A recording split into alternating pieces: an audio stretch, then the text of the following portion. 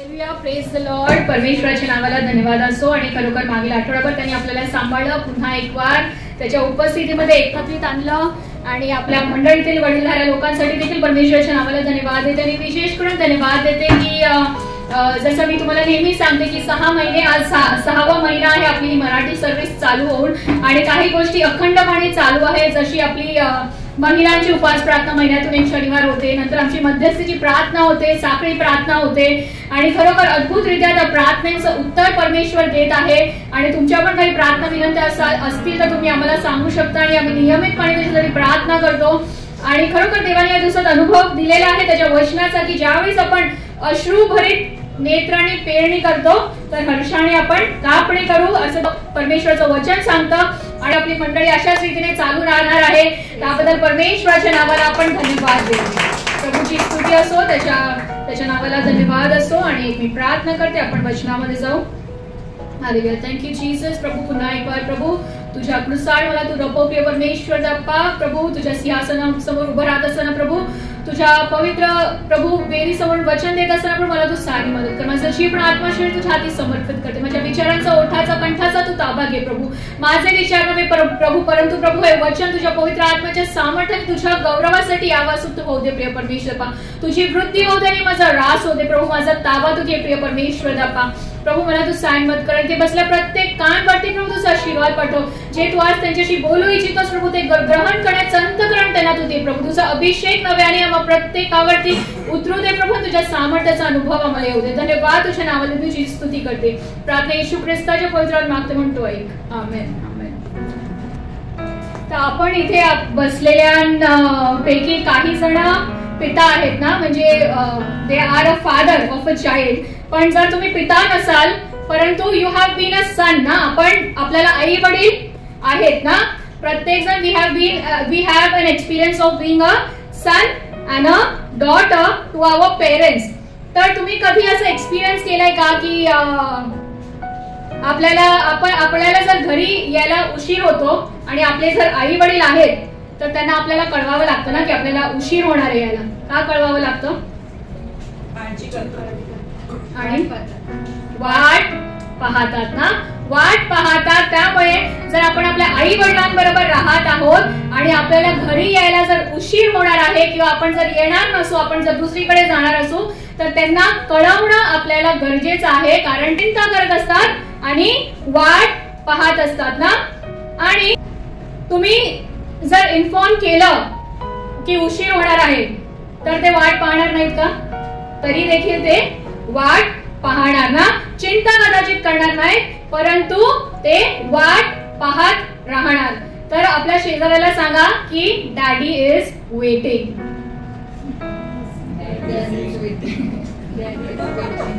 आणि हे तर तुम्ही इन्फॉर्म केलं, तुम्ही कळवलंय तुमच्या घरी तुमच्या आई वडिलांना की तुम्हाला उशीर होणार आहे.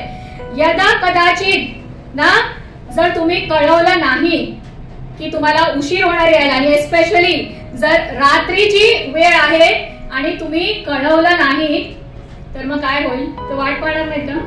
चिंता पण करतील, वाट पण पाहतील आणि जेव्हा तुम्ही घरी याल तुमच्या स्वागताची तयारी पण करतील ना. कशाने स्वागत करतील? पूजेची थाळी पण हातात नाही ना, हातात पट्टा, काठी, झाडू ना, जे मिळेल ते घेऊन काय करतील? तुमच्या स्वागताची तयारी करतील. पण ते काय करतील? तुम्ही कळवा अथवा ना कळवा परंतु ते तुमची वाट पाहतील. कारण ते एका आई वडिलांचं, एका पित्याचं अंतःकरण आहे काळजी करण्याचं ना. कोणी असा अनुभव केलाय का? पट्टा बेल्ट. असं कधीच होणार नाही ना की तुम्ही घराच्या बाहेर आहात आणि तुमचे आई वडील they go to sleep at peace, आनंदाने ते झोपी गेले नाही ना. They will wait. तर आजचा आपला विषय आहे डॅडी इज वेटिंग. आपला बाप जो आहे, आपला पिता जो आहे तो वाट पाहत आहे ना. आणि ज्यावेळेस एक मुलगा किंवा एक पुरुष बाप बनतो तेव्हा त्याच्यामध्ये भरपूर बदल होतात ना. केवळ आपण मातृदिनाच्या दिवशी आई बद्दल ऐकलं ना, जसं मी म्हटलं आईला आपण जास्त महत्व देतो आणि वडिलांना किंवा बापाला, पुरुषांना थोडंसं हलक्यात घेतो ना ह्या सर्व दिवस सेलिब्रेट करण्याच्या बाबतीत किंवा सर्व गोष्टींमध्ये. परंतु एखादा पुरुष किंवा एखादा मुलगा जेव्हा बाप बनतो त्यावेळेस तो खूप रिस्पॉन्सिबल होतो ना, त्याच्या जबाबदाऱ्या वाढतात ना. आपल्यामध्ये आपला एक्झाम्पल आहे आपला योहान दादा ना. ज्यावेळेस तो एकटा होता त्यावेळेस त्याच्यावर एवढी जबाबदारी नव्हती, पण ज्यावेळेस येरोन आला तर त्याच्या जबाबदाऱ्या वाढल्या ना. माझा भाऊ सुहास ना, त्याला मी लहानपणापासून ओळखते. ज्यावेळेस तो एकटा होता, एकटा म्हणजे जेव्हा त्याचं लग्न झालं नव्हतं किंवा जेव्हा फक्त तो मॅरिड होता त्यावेळेस तेवढा रिस्पॉन्सिबल नव्हता. परंतु बाप झाल्यावर काय होतं की आपोआप जबाबदारी वाढते ना, त्या पुरुषावरती किंवा त्या मुलावरती जबाबदारी वाढते आणि भरपूर अशा चेंजेस त्याच्यामध्ये त्या व्यक्तीमध्ये होतात. एक छोटंसं उदाहरण द्यायचं सुहाचं झालं तर झोपेच्या बाबतीत तो खूप केअरफुल होता की एकदा पडल्या बिछाण्यात त्याला लगेच झोप लागायची आणि थोडासा आवाज झाला, खुडबुड झाली किंवा लाईट किंवा आवाज तर इतकी त्याची चिडचिड व्हायची. आणि आता 2 लेकरं आहेत आणि त्याची बायको नाईट ड्युटीला जाते. मग तुम्ही समजू शकता ना, आता काही करू शकत नाही. लाईट येऊ दे किंवा एकाला दूध पाहिजे असतं तर एकाला सुसूला जायचं असतं, तर तो बदल ती जबाबदारी वाढते आणि तो बदल एका पुरुषामध्ये होतो ना ज्यावेळेस तो बाप होतो त्यावेळेस ना. आणि मी आजच्या फादर्स डेच्या साठी मी प्रार्थना करत होती, देवाकडे विषय मागत होती वचनासाठी आणि मला विषय मिळत नव्हता. परंतु कुठल्या शास्त्रपाठातून बोलायचं किंवा कुठल्या वचनातून बोलायचं ह्याच्यासाठी मी अगदी काही आठवड्यांपासून प्रार्थना करत होती, 2-1 आठवड्यांपासून. आणि सतत पवित्र आत्मा मला दर्शवत होता की एक स्टोरी मला तो दाखवून देत होता एका पित्याबद्दल. अब्राहामाबद्दल बोलायचं म्हटलं तर अब्राहामाबद्दल आपण काही आठवड्यापूर्वीच ऐकलं होतं ना, तर मला ते रिपीट करायचं नव्हतं, काहीतरी वेगळं किंवा नवीन काहीतरी सांगायचं होतं. त्यामुळे मी प्रार्थना करत होती. आणि ज्यावेळेस आपण जर विचार केला बायबल मधून एखादा फादर सन रिलेशनशिप बद्दल बोलण्यासाठी तर कोणती गोष्ट तुम्हाला तुमच्या लक्षात येईल किंवा तुम्हाला आवडेल बोलण्यासाठी किंवा ऐकण्यासाठी? भरपूर असे पिता पुत्राच्या गोष्टी आहेत ना, उधळ्या पुत्र ना. आणि तेच माझ्या डोक्यात येत होतं, उधळ्या पुत्र. आणि मला जास्त इंटरेस्ट नव्हता त्या विषयावरती बोलण्यासाठी. आणि मी बोलत होती देवाला हे खूप कॉमन आहे ना, म्हणजे बाप मुलाचं जर नातं बघायचं म्हटलं तर उधळ्या पुत्र ही स्टोरी जसं लास्ट टाइम मी म्हटलं होतं अब्राहम आणि इसाकाची गोष्ट आपण लहानपणापासून ऐकतो, आपल्याला ते खूप कॉमन वाटतं. त्यामुळे मला ते खूप कॉमन वाटत होतं, त्याच्यामुळे माझं काही वचन तयार होत नव्हतं. पण मी म्हटलं ठीक आहे, जर पवित्र आत्म्याने सुचवलं ह्या स्टोरीवरती बोलायचं तर आपण हीच गोष्ट घेऊ. आणि माझ्याकडे एक टायटल असतं ना, नेहमी एक विषय असतो, पण विषय ना त्यावेळेस मी फ्लायरवरती छापला नाही हा विषय. तर काल रात्री हे जी स्टोरी आहे ह्याच्यातून बोलायचं हे मला आधीच देवाने दाखवून दिलं होतं, पण विषय मला काल रात्री देवाने दिला की डॅडी इज वेटिंग. तर ह्या शास्त्र पाठातून, या स्टोरी मधून किंवा या टायटल मधून परमेश्वर आपल्याशी आज काय बोलू इच्छितो ते आपण आज बघणार आहोत. लूक याचा 15वा अध्याय 11 ते 32. उधळ्या मुलगा व त्याचा वडील आणि भाऊ असं म्हटलेलं नाही. आपण इथे बाप मुलाबद्दल बघत आहोत आणि आपण नेहमी त्याच संदर्भात बोलतो. आणि जसं अब्राहमाच्या वेळेस पण सांगितलं होतं की मी शीर्षक टायटल इम्पॉर्टंट असतं ना, तर ह्या स्टोरीचं शीर्षक काय दिलेलं आहे? उधळ्या मुलगा आणि त्याचा वडील आणि भाऊ असं नाही म्हटलेलं, वडील भाऊ. तर त्या उधळ्या पुत्र आणि त्याच्या वडील भावाची ही स्टोरी आहे. जीसस क्राइस्ट येशू ख्रिस्त जो होता तो चांगला स्टोरी टेलर होता ना, त्याला नेहमी स्टोरी मधून पॅरेबल्स मधून बोलायला त्याला आवडायचं. या स्टोरी मध्ये 3 कॅरेक्टर्स आहे, भले टायटल मध्ये शीर्षक मध्ये 2च आहे, उधळ्या मुलगा व त्याचा वडील भाऊ, पण ऍक्च्युअल स्टोरी मध्ये 3 कॅरेक्टर्स आहेत. कोण आहेत ते 3 कॅरेक्टर्स? पिता, उधळा पुत्र आणि वडील भाऊ. मालमत्तेचा माझा वाटा मला द्या.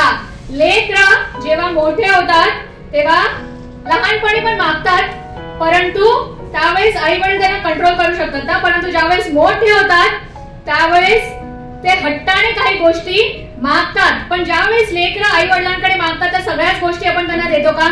जसं ना येरोन ना, त्यांनी जर सुरी मागितली किंवा कैची मागितली तो लहान या गोष्टी हाताळण्यासाठी, तर तुम्ही द्याल का एक आई वडील म्हणून?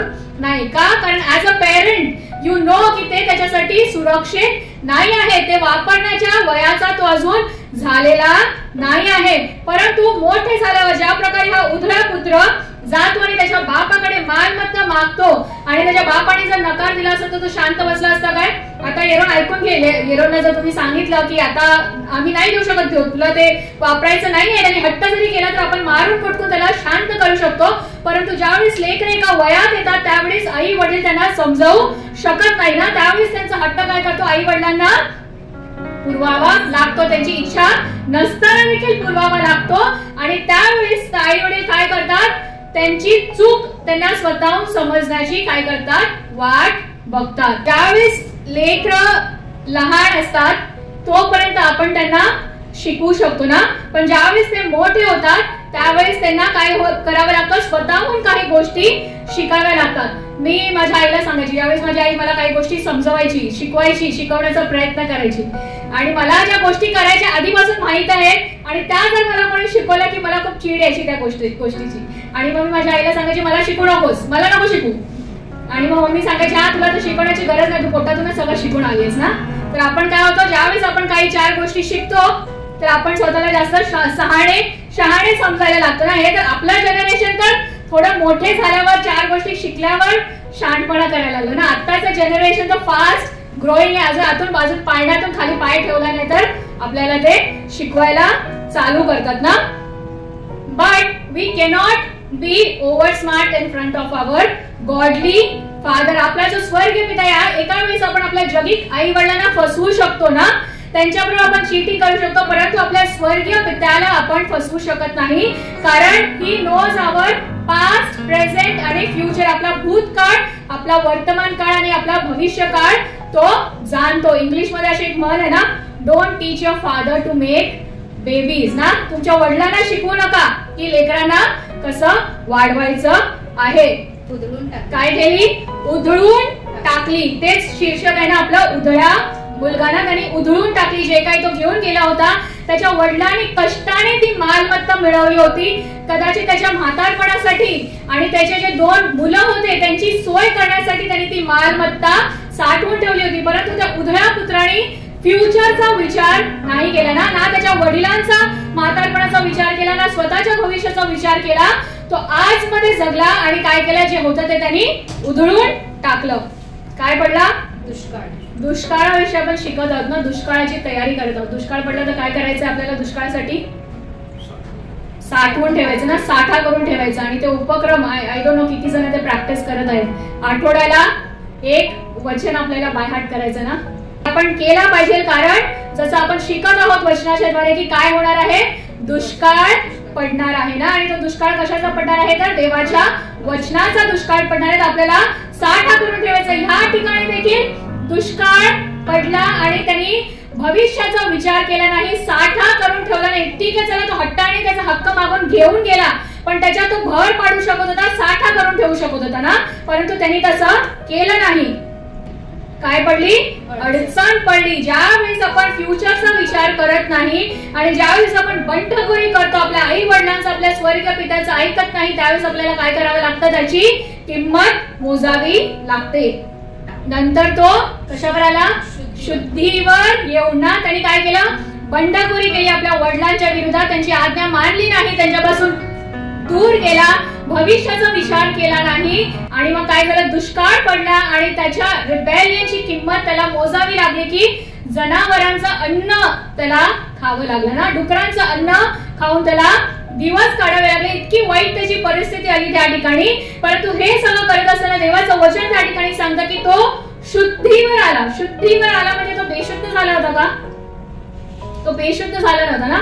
शुद्धीवर आल्याचा दुसरा अर्थ किंवा दुसरा मराठी शब्द आपण जर घ्यायचं म्हटलं तर भानावर आला ना. आपल्याला एखाद्या गोष्टीचं भान होणं, रिअलायझेशन, हॅपी रिअलायझेशन आपण म्हणतो ना, एखाद्या गोष्टीची जाणीव होणं, भान होणं खूप गरजेचं आहे. आणि एखादी जर आपण चूक करतो आणि जर त्या गोष्टीची आपल्याला जाणीवच नाही, आपल्याला भानच नाहीये, तर त्या गोष्टीचा आपण पश्चाताप करू शकत नाही. तर आपल्या नेबरला सांगा की भानावर या ना. आज आपल्याला भानावर यायची गरज आहे, शुद्धीवर यायची गरज आहे. आज जर आपण चुकत आहोत ना, आपल्या पित्यापासून जर आपण दूर जात आहोत, तर आज आपल्याला भानावर येण्याची गरज आहे. भानावर आल्यावर काय केलं त्यांनी, भानावर आला ना, तो भानावर आल्यावर त्याला कुणाची आठवण झाली, वडिलांची आठवण झाली ना. आपण ज्यावेळेस संकटात येतो त्यावेळेस सर्वात पहिला आपल्याला कुणाची आठवण येते, आपले जे सर्वात जवळचे लोक असतात ना. आपल्या आई वडिलांपेक्षा आपल्या जवळच्या ह्या जगामध्ये पृथ्वीवर तर कोणी नाही असू शकत ना. तर आपल्या आई वडिलांची आपल्याला आठवण येते ना. त्याला कोणाची आठवण आली, आपल्या बापाच्या घराची आठवण आली त्याला, ते रिअलायझेशन झालं, तो भानावरती आला. आणि ज्यावेळेस तो भानावरती आला त्यावेळेस काय झालं, त्याला त्याचं अंतःकरण प्रायश्चित्ताने भरलं आणि त्याला त्याच्या चुकीची जाणीव झाली आणि त्याने काय केला, निर्णय घेतला ना. तर आज पहिली गोष्ट म्हणजे आपल्याला जाणीव होण्याची, भानावर येण्याची गरज आहे ना, ती जाणीव होण्याची आपल्याला गरज आहे. जाणीव झाल्यावरती तो पश्चाताप आपोआप आपल्यामध्ये येईल आणि तो पश्चाताप झाल्यावरती आपल्याला काय करायचं आहे, निर्णय घ्यायचा आहे. आणि केवळ निर्णय घेऊन तिथेच थांबायचं नाहीये. तर त्यांनी काय केलं, मग तो उठून आपल्या बापाकडे गेला ना. त्यांनी क्रिया केली. त्यांनी केवळ त्याला जाणीव झाल्यावर, भानावरती आल्यावर पश्चाताप करून निर्णय घेऊन तिथेच बसला नाही, परंतु त्यांनी काय केली, क्रिया केली आणि तो उठून त्याच्या बापाकडे गेला. जाताना कसा गेला होता, एकदम ऐटीत राजासारखा ना, पैसा गत्ता अडका सगळं त्याचा हिस्सा घेऊन गेला होता. आणि येताना कसा आला, कसा येत होता, तो भिकाऱ्यासारखा परत येत होता ना. मे बी अगदी जनावरांमध्ये राहिला होता, राहायला घर नव्हतं, किती दिवस त्यांनी कदाचित अंघोळ केली नसेल, त्याला खायला चांगलं अन्न मिळत नव्हतं, तो एकदम अशक्त झाला असेल ना. अगदी म्हणजे त्याचा बाप त्याला ओळखू पण शकणार नाही अशी त्याची परिस्थिती झाली असेल, परंतु तरी तो विश्वासाने आपल्या पित्याकडे गेला. दूर आहे तोवर त्याच्या बापानी त्याला ओळखले. त्याचा बाप कदाचित वृद्ध असेल ना, कारण तो ऑब्विसली तरुण होता, तर त्याचा बाप म्हातारा असेल, त्याची दृष्टी कदाचित कमजोर झाली असेल. आणि जसं मी म्हटलं, जाताना तो ऐटीत गेला होता, तो किती काळानंतर परत आला आपल्याला माहिती नाही, परंतु तो कशा परिस्थितीत आला ते आपल्याला माहिती आहे ना. कदाचित त्याचे कपडे माखलेले असेल, त्याच्यातून दुर्गंधी येत असेल, तो अशक्त झाला असेल अन्न न मिळाल्यामुळे ना, अगदी माखलेला असा, अशक्त असा, दुर्बळ असा तो असेल, परंतु तरी देखील काय झालं, त्याच्या बापाने त्याला कुठून ओळखलं, दुरून ओळखलं. का माहितीये, का ओळखलं माहितीये, का ओळखलं, कारण डॅडी वॉज वेटिंग. ज्या वेळेस तो मुलगा बापाचा पैसा घेऊन, पैसा अडका घेऊन मौज मजा करत होता ना, रेलचेल करत होता, उधळपट्टी करत होता, त्याचा बाप काय करत होता, वाट पाहत होता. ज्यावेळेस मी सुरुवातीला सांगितलं, आपल्याला जेव्हा घरी यायला उशीर होतो, भले आपण इन्फॉर्म केलंय किंवा नाही केलंय, आपले आई वडील सुखाने झोपी जातात का, ते काय करतात, वाट पाहतात. तर ह्या ठिकाणी देखील त्या उधळ पुत्राचा बाप, ज्यावेळेस तो पुत्र उधळपट्टी करत होता, त्यावेळेस तो पिता जो आहे तो दाराकडे डोळे लावून आशेने पाहत होता की माझा मुलगा परत येईल. Daddy was waiting. त्यामुळे दुरूनच त्या बापाने काय केलं, आपल्या पुत्राला ओळखलं.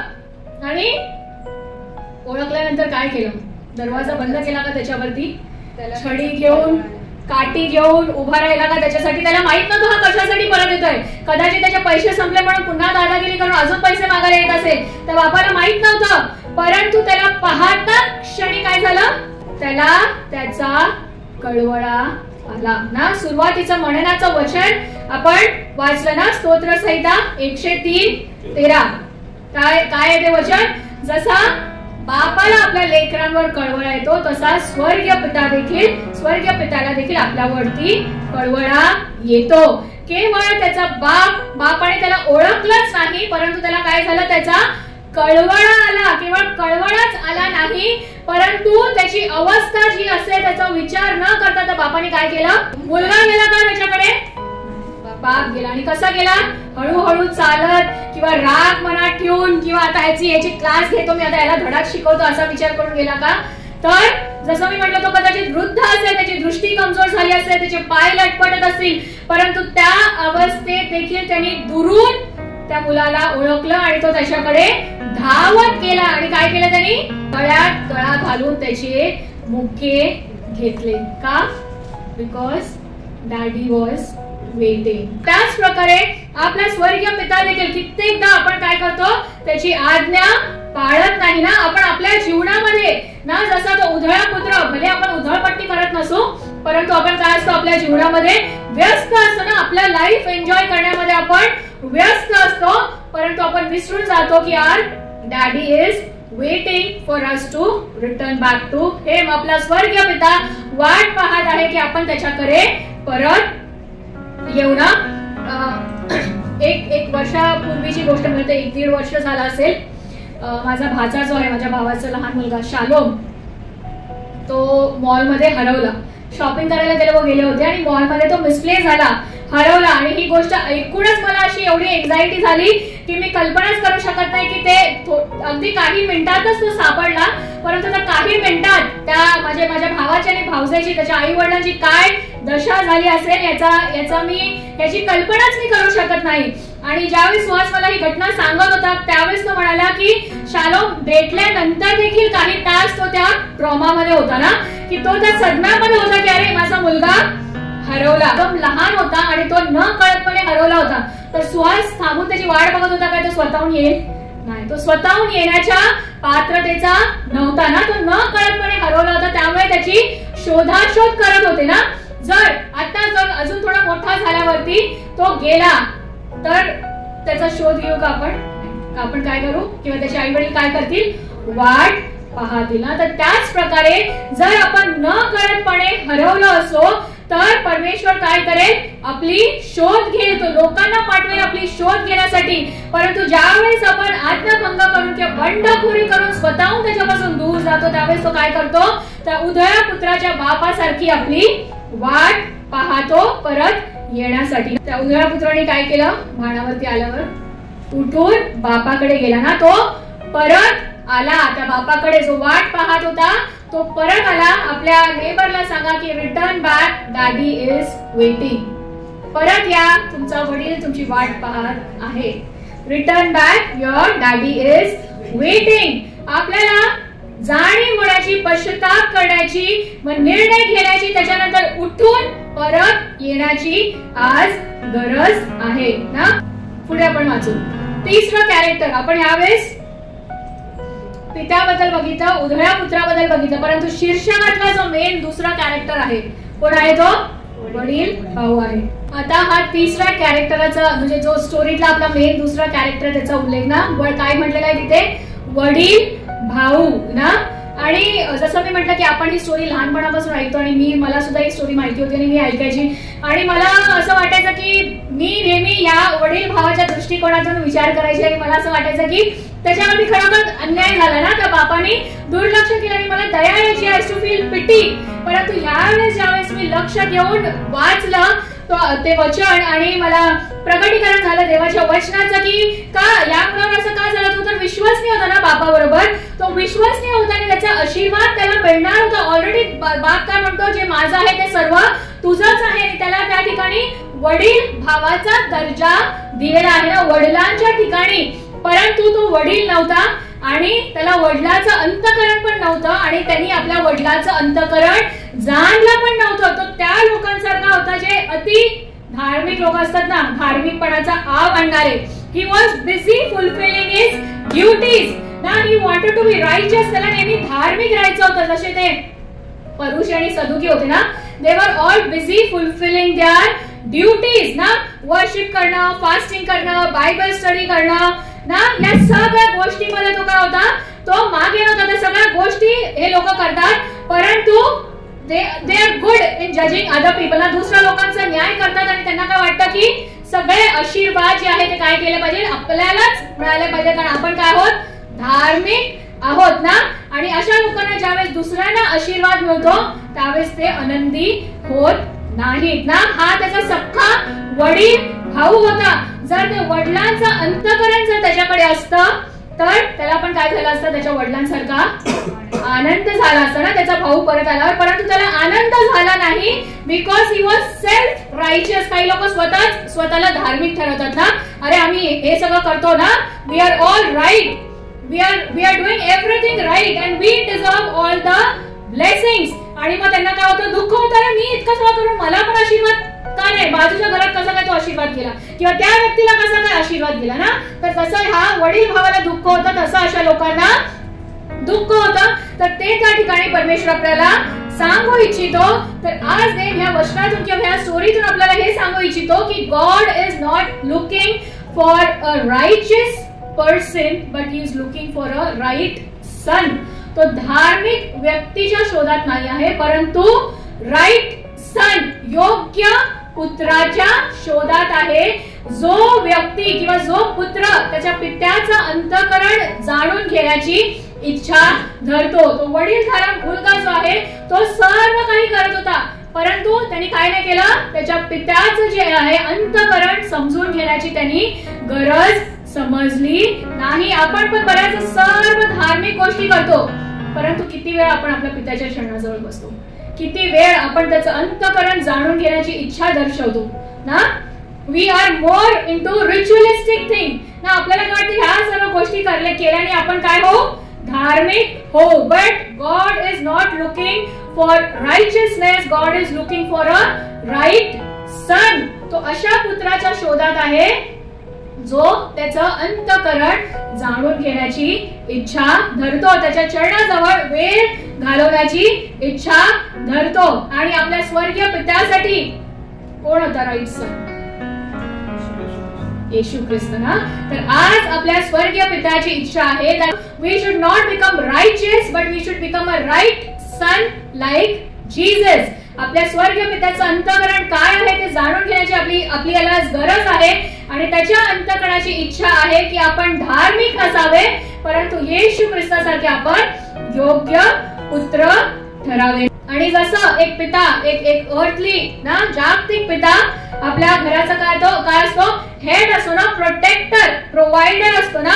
आणि आईला आपण नेहमी भावनांसाठी ओळखलं जातं ना. पिता जो आहे तो शक्यतो आपल्या भावना व्यक्त करत नाही. Is non for his strength ना. आतून भले त्याचं अंतःकरण तुटलेलं असू दे, तो कितीही दुःखी असला, परंतु त्याला त्याच्या घरातल्याच्या समोर, लेकरांच्या समोर स्वतःला काय करावं लागतं, स्ट्रेंथ आपली दाखवावी लागते ना. आपण किती स्ट्रॉंग आहोत हे दाखवावं लागतं. आणि पिता जो आहे तो नेहमी काय करतो, लेकरांची ताडना करतो, त्यांना शासन करतो. का?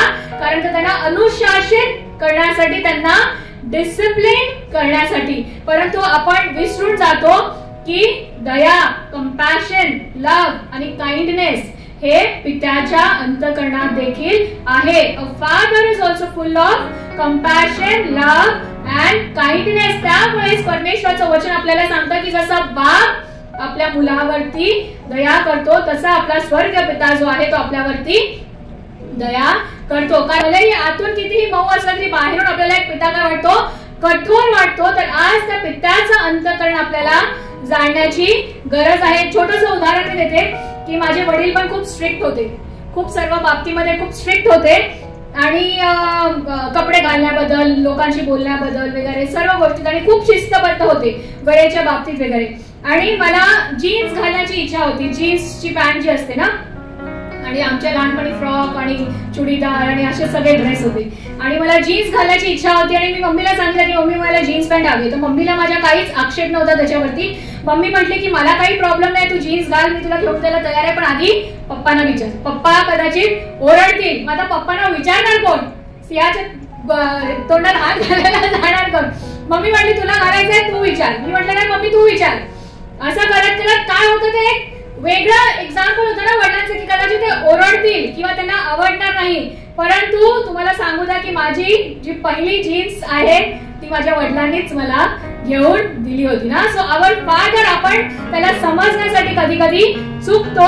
त्यामुळे परमेश्वराचं वचन आपल्याला सांगतं की जसं वडील आपल्या लेकरांवरती दया करतो, तसा स्वर्गीय पिता देखील आपल्यावरती दया करतो ना. कित्येक वेळा आपले जे लहान लेकरं असतात ना, जे आई वडील आहेत, अगेन येरोन म्हणजे तेच आता लहान लेकराचे आई वडील आहेत आपल्यासाठी उदाहरण आहे. तर ज्यावेळेस दोघे असतात, योहान दादा आणि येरोन, कधी कधी त्यांचं पटत नाही ना, भांडणं होतात, असं कर तसं कर. पण ज्यावेळेस दादा कामावर जातो तो वाट बघत असतो ना, दिवसभर वाट बघत असो की कधी माझे पप्पा, माझे डॅडी परत येतील. आणि हे लॉट ऑफ थिंग्स ना, काही गोष्टी आपण पण लहानपणी अनुभव केला असेल की शाळेतून आपण आलो तर आपल्याला खूप साऱ्या गोष्टी बोलायच्या असतात ना. दिवसभर आपला दिवस कसा गेला, कुणाला आपण भेटलो, काय केलं, काय टीचर बोलली, सगळं आपल्याला सांगायचं असतं. पण आपण शारीरिकरित्या थकून जातो ना, कधी 4 लोकांत आपण बोलत असतो. तर वहिनी कधी त्याला सांगते तुला समजत नाही का, पप्पा बोलतात ना दुसऱ्यांशी. तर ते डिसिप्लिन एक असणं गरजेचं आहे. तो पण लहान आहे आणि त्याला ह्या गोष्टी शिकण्या गरजेच्या आहेत ना. आणि पण मोठं झाल्यावरती काय होतं, लहानपणी लेकरं वाट बघतात आई वडिलांकडे, वेळ नसतो की आपण बिझी असतो की आपण थकलेलो असतो. परंतु मोठे झाल्यावरती आपण आपल्या आई वडिलांना वाट बघायला लावतो ना. त्याच रीतीने आज आपला स्वर्गीय पिता आवर डॅडी इज वेटिंग की आपण त्याच्या चरणाजवळ बसू. भले आपल्या जगिक आई वडिलांना जर आपलं ऐकण्याची आपल्याकडे वेळ नसेल, आपल्या मित्र मैत्रिणींना ना आपल्या ऐकण्याची वेळ नसेल, परंतु आपला स्वर्गीय पिता काय करत आहे, तो वाट बघत आहे की माझा लेकरू जो आहे माझ्या चरणाजवळ बसेल आणि त्याच्या गोष्टी मला सांगेल. तो त्याचं वचन आपल्याला सांगतं की आपल्या मागण्या आपण त्याच्याजवळ मागण्या आधीच आणतो, परंतु तो वाट बघतो की आपण त्याच्याजवळ येऊ आणि अधिकाराने त्याच्याजवळ मागू ना. आणि ज्यावेळेस आपण कसं मागितलं पाहिजे आपल्या स्वर्गीय पित्याजवळ. जेव्हा एरोनला एखादी गोष्ट पाहिजे असेल तर तो कसा सांगतो मम्मीला किंवा पप्पाला, पप्पा प्लीज प्लीज द्या ना. हा एरोन, मम्मी मला हे पाहिजे प्लीज प्लीज प्लीज म्हणतो का? काय करतो? आधी म्हणलं असेल प्लीज आणि मग नंतर नाही दिलं तर हट्ट करतो ना. का हट्ट करतो? दुसऱ्यांसमोर हट्ट करेल का तो? का मावशी काय मामी आणि काकाकडे हट्ट करतो का? एक लिमिट पर्यंत करत असेल, परंतु जो हट्ट तो त्याच्या आई वडिलांबरोबर करतो तो दुसऱ्या कुणाकडेच करत नसेल ना. तर तो का हट्ट करतो?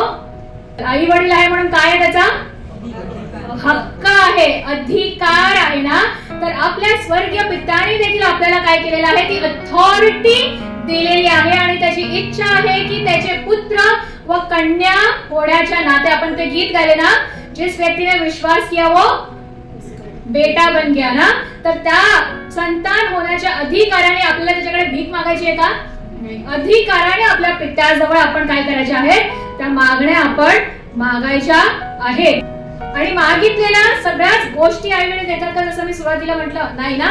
प्रत्येक गोष्टीची वेळ असते ना, त्या वेळेनुसार त्या गरजा आई वडील पुरवतात. एखादी गोष्ट जर एरोनला त्याच्या आई वडिलांनी दिली नाही तर याचा अर्थ असा होतो की ते त्याच्यावर प्रेम करत नाहीत, नाही ना.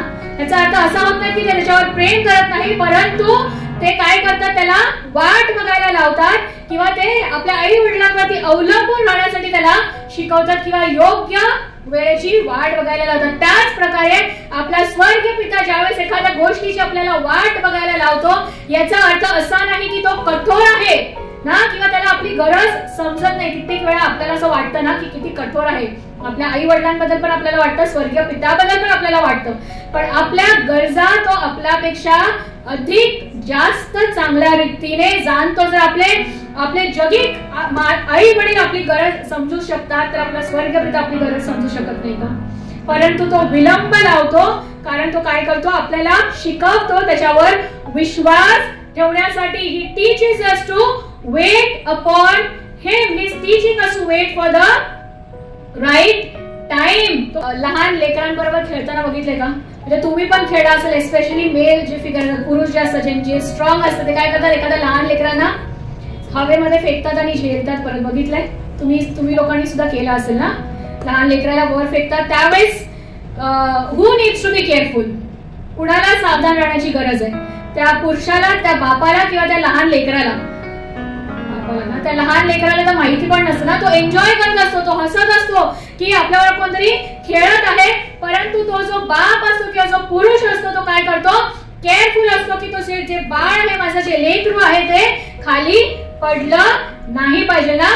आणि आपण मोठे झालो ना, आता आपण मोठे झालेलो आहोत, परंतु आपला पिता जो आहे तो आजही काय आहे, केअरफुल आहे ना. आपण लहान असताना तर तो सावधान होताच की आपण पडलो नाही पाहिजे, परंतु आज आपला स्वर्गीय पिता ज्यावेळेस आपल्याला वर फेकतो तर तो ह्या अपेक्षेने फेकत नाही की आपण खाली पडून आपल्याला लागलं पाहिजे, परंतु तो काय करतो, नाव इज एक्सपेक्टिंग की आपण मोठे झालेलो आहोत. तर ज्यावेळेस आपल्याला एखाद्या संकटामध्ये वर फेकतो, he is expecting us to open our wings and Zoar.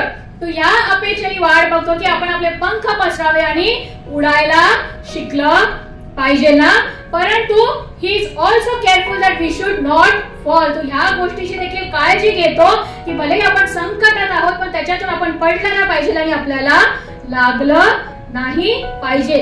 तर आज आपल्याला आपल्या पित्याचं अंतःकरण जाणण्याची गरज आहे ना.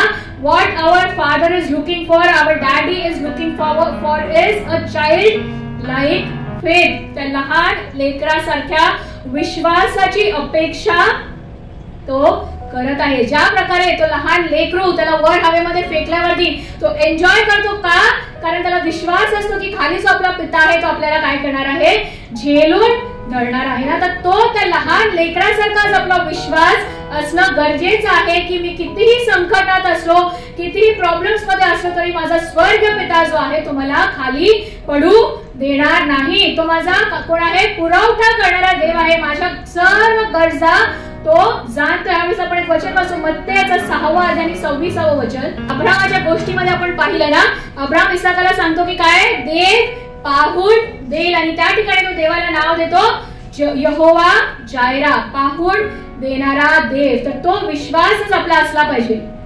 स्वर्गीय पिता फक्त आकाशातील पाखरांचाच आहे का, नाही ना, आपल्या सर्वांचा तो पिता आहे. आणि जर तो त्यांची काळजी घेतो, आकाशातील पाखरे ते साठवून ठेवतात का, सर्व साठवून ठेवतात, पेरणी करतात का, नाही, परंतु तरीही त्यांना त्यांचं अन्नधान्य मिळतं ना, तरी त्यांची वाढ होते ना, तर आपली गरज तो पुरवणार नाही का. तर तो विश्वास आज आपला असणं गरजेचं आहे. आणि या स्टोरीमध्ये ज्यावेळेस तो उधळा पुत्र परत येतो पश्चातापी अंतःकरणाने, त्यावेळेस तो पिता काय करतो, त्याची ताडना करतो का, त्याला शासन करतो का, त्याच्यासाठी दरवाजा बंद करतो का, तर काय करतो, हे गिव्स हिज काय देतो तो त्याला, उत्तम जगा, उत्तम जगा. He gives his best without even waiting for his apology. ज्यावेळेस त्या पश्चातापी अंतःकरणाने आपण आपल्या पित्याकडे परत जातो, तर तो आपली क्षमा मागण्याची वाट देखील पाहत नाही. Without waiting for that apology, उत्तम असा त्याचा आशीर्वाद तो आपल्याला देतो ना. आपल्याला विचार करण्याची गरज आहे की आपण बहकलेलो आहोत का, आपल्याला भानावर येण्याची गरज आहे का. भानावर आल्यावर आपल्याला काय करायचं आहे, पश्चाताप करायचा आहे, निर्णय घ्यायचा आहे, आणि काय करायचं आहे, पुढे पाऊल टाकायचं आहे ना. ज्या प्रकारे तो उधळा पुत्र उठून त्याच्या बापाकडे गेला, त्याच प्रकारे आज आपल्याला आपल्या स्वर्गीय पित्याकडे परत जाण्याची गरज आहे का. ज्यावेळेस आपण उठून एक पाऊल टाकू, त्यावेळेस त्या पित्याने काय केलं, धावत त्याच्याकडे तो गेला. त्याच प्रकारे आपला स्वर्गीय पिता देखील आपल्याकडे धावत येईल. Today our daddy is waiting, na? Our daddy is waiting not to scold us but to listen to us. Our daddy is waiting not to punish us but to forgive us. तो आपली वाट पाहत आहे, आपल्याला ओरडण्यासाठी नाही, परंतु आपला ऐकून घेण्यासाठी. तो आपली वाट पाहत आहे, आपल्याला शिक्षा करण्यासाठी नाही, परंतु क्षमा करण्यासाठी. Not to beat you up but to hold you in his arm and to love and kiss you. आपला स्वर्गीय पिता आपली वाट बघत आहे, आपल्याला शिक्षा देण्यासाठी, मारण्यासाठी नाही, परंतु he is waiting with his arms wide open, ना, अंतःकरण उघडं करून आपल्याला काय करत आहे, मिठीत घेण्यासाठी, आपले चुंबन घेण्यासाठी. ज्या प्रकारे त्या बापाने त्या उधळा पुत्राचं स्वागत केलं, त्या प्रकारे आपला स्वर्गीय पिता आपल्या घर वापसीची वाट बघत आहे. Our daddy is waiting to give that authority of his sonship and heirship back to us that we gave away in rebellion and disobedience.